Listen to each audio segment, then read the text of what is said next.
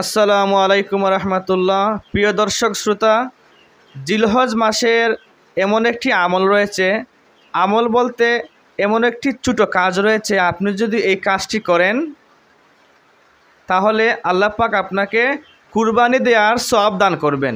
সুবহানাল্লাহ। আমাদের মধ্যে অনেকে আছেন যাদের সামর্থ্য নাই, প্রকৃতপক্ষে সামর্থ্যবানদের কুরবানি করা ওয়াজিব। তো যাদের সামর্থ্য নাই তাদের কুরবানি করতে হয় না, কিন্তু আল্লাহ পাক তাদেরকে বিশাল একটি অফার দিয়েছেন। কেউ যদি এই জিলহজ মাসে একটি ছোটো কাজ না করে তাহলে আল্লাহ পাক তাকে কুরবানি দেওয়ার সমতুল্য সওয়াব দান করবেন।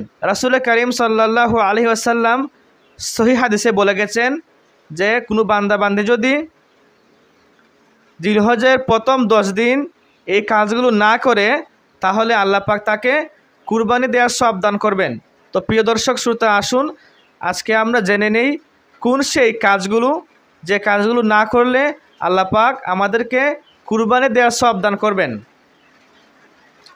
রাসূল আকরাম সাল্লাল্লাহু আলাইহি ওয়াসাল্লাম ইরশাদ করেছেন, যখন জিলহজ মাস ঢুকে যাবে, অর্থাৎ যখন জিলহজ মাসের চাঁদ উদিত হবে, সেই দিন থেকে প্রথম 10 দিন অর্থাৎ 10ম জিলহজ পর্যন্ত আপনারা আপনাদের শরীরের অবাঞ্ছিত লোম অর্থাৎ হাতের নখ, গোঁফ, চুল, বগলের লোম, নাভির নিচের লোম অর্থাৎ শরীরের পশম, নখ কোনো কিছুই কাটবেন না। জিলহজ মাস ঢোকার আগ থেকে, অর্থাৎ যখন জিলহজ মাস ঢুকে যাবে 1 তারিখ থেকে 1 জিলহজ থেকে 10 জিলহজ অর্থাৎ ঈদুল আজহার দিন পর্যন্ত আপনারা আপনাদের শরীরের অবাঞ্ছিত লোম, নখ এগুলো কাটবেন না। তাহলে আল্লাহ পাক আপনাকে কুরবানি দেওয়ার সওয়াব দান করবেন। সুবহানাল্লাহ। তো আশা করি আপনারা বুঝতে পেরেছেন। তো আসুন আমরা জেনে নেই জিলহজ মাসটি কবে ঢুকবে বা কত তারিখ থেকে জিলহজ মাস শুরু।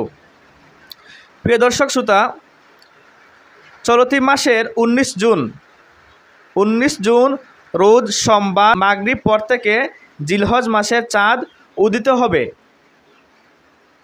আমি আবারও বলছি, 19 জুন সোমবার জিলহজ মাস শুরু হয়ে যাবে 1444 হিজরি এবং 5 আষাঢ় 1430 বাংলা। সহজ কথায় 19 জুন দিবাগত রাত থেকে আপনারা আর চুলদারি, নখ কাটবেন না একেবারে ঈদুল আজহার দিন পর্যন্ত। তাহলে আল্লাহ পাক আমাদেরকে কুরবানি দেওয়ার সওয়াব দান করবেন। তো আমরা যারা এই বিষয়টি জানতাম না, আমরা যেন এই বিষয়ের উপর আমল করতে পারি এবং যারা জানে না তাদেরকে যেন আমরা এই বিষয়টি জানিয়ে দেই। তাই দয়া করে এই ভিডিওটি শেয়ার করবেন, যাতে যে সমস্ত মুসলিম ভাই বোনেরা এই আমল সম্পর্কে জানেন না তারা যেন এই ছোটো কাজটি না করে কুরবানি দেওয়ার সওয়াব পান। আসসালামু আলাইকুম ওয়া রাহমাতুল্লাহ।